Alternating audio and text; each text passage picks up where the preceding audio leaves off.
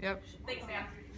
All right, so we are going to use this food chain that we created last week together in one of the last readings that we did. We're going to use this food chain to make a food, back up, to make an energy pyramid. So in your science journal, on your next clean sheet, we need to start with a pyramid, which is a fancy word for triangle. It's a beautiful triangle. So draw a triangle in your science journal, and then don't forget to put the title up on the top, energy pyramid.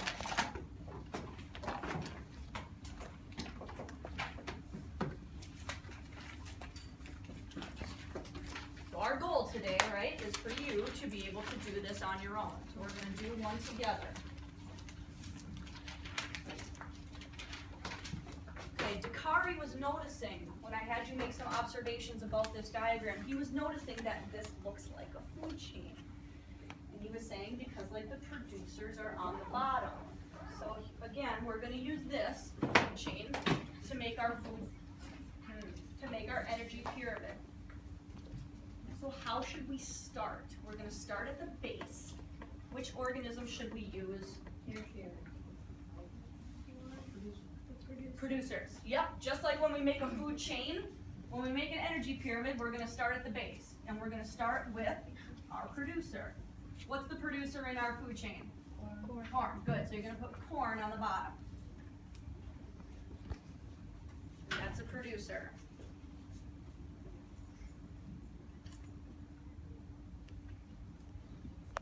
We're going to continue in the food chain. Which organism is going to come next? Yep, and then what's the primary consumer that's in our food chain example? Good, the locust. So that's going to be our next level up, is the locust. This is our primary consumer, our first level consumer, eats the corn.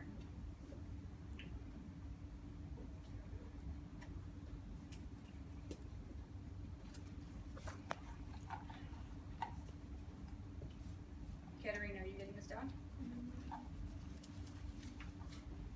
Okay, what's in the next level up? Secondary consumer, which is?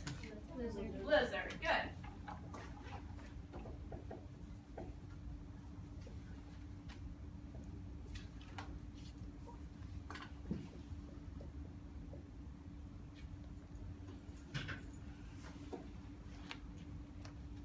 What's going to go on the top of our energy pyramid? The tertiary. And in our food chain, it's a snake.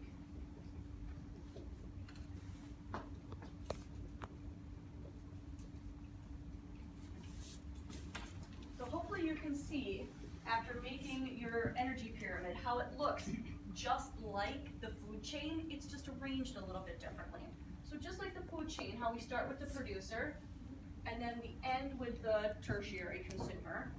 Food chain goes across in a straight line. An energy pyramid just builds up from the bottom up. So we can see that things are still in the same order.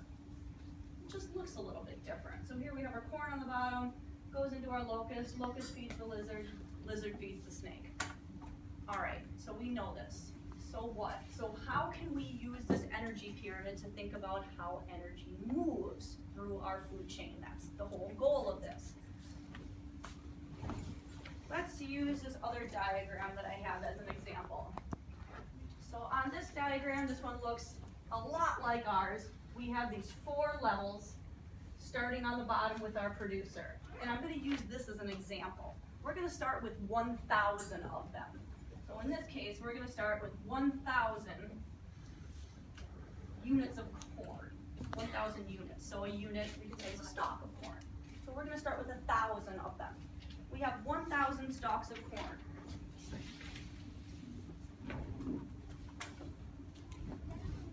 According to our reading, what percentage does this change as it goes from one level to the next? Good.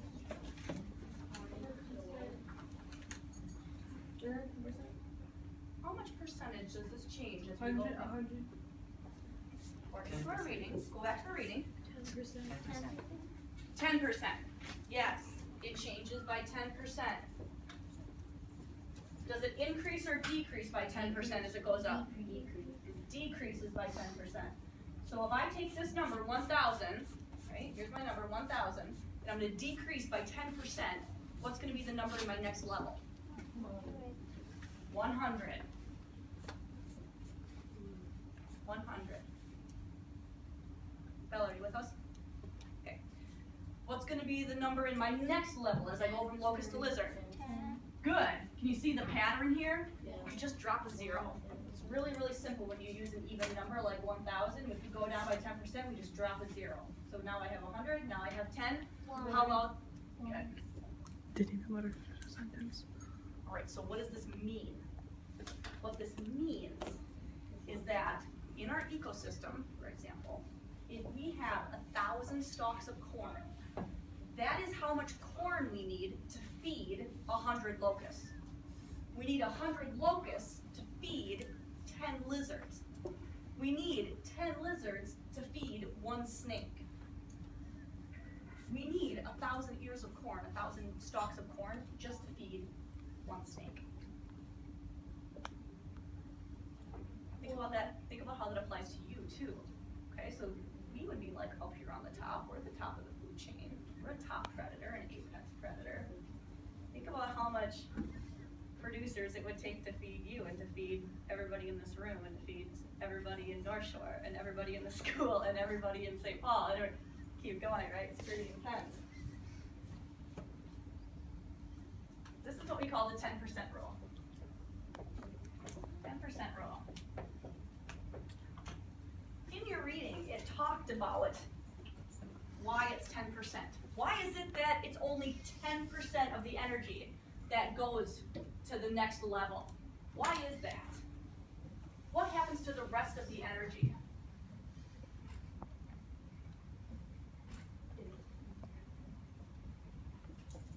What happens to the rest of the energy? Look on page 1 again of the reading. See if you can find it. I am looking right in this paragraph here. Energy flows through a food chain.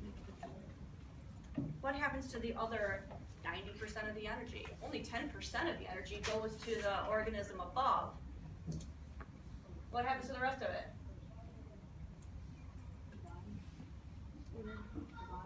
Say more, what do you mean? Yeah, pull it from the reading. What does the reading tell us?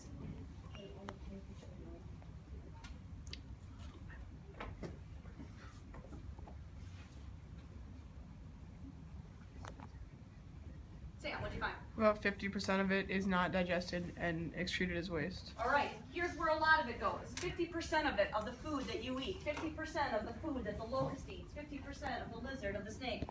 Half of the food that they eat is not digested, that means your body can't break it down, and is excreted as waste. What's that mean? You poop it out, exactly. So half of what you eat, your body doesn't even use, you just poop it out.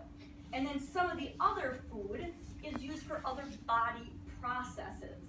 And one of the things it says here, a lot of it is lost as heat, or is used for daily life functions, like moving around. So a lot of the food that you eat is used up in other ways. Only 10% of that energy that you get from food can be passed up to the level above you, or the level above whatever happens to be lower than you. Show me like how you're feeling about this so far. Like just like, yeah, I think I'm pretty good. I got that. I could probably teach that to my neighbor. Here's like, okay, I think I'm getting it, but I still have some questions. Here's like, what class am I in? Oh, Jesus. All right, good. So most people are in the hearish range. Good. All right, let's apply this one step further.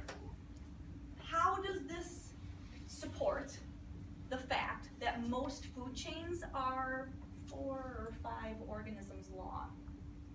Why can't a food chain be 100 organisms long? Why not? Because not enough energy would be able to go through that many organisms. Exactly. What happens to the energy? Why is there not enough energy? It gets like burned off. Exactly. It gets lost. It gets burned off. Eventually, we're going to run out of energy. Exactly. There's only so much energy that gets transferred to the next level, and eventually we'll run out, which is why food chains are generally a short length. There's only so many organisms in the food chain. Questions from you guys? All right, I'm gonna get you started on our next activity so you can practice doing some of this at your table. Thanks, Sarah.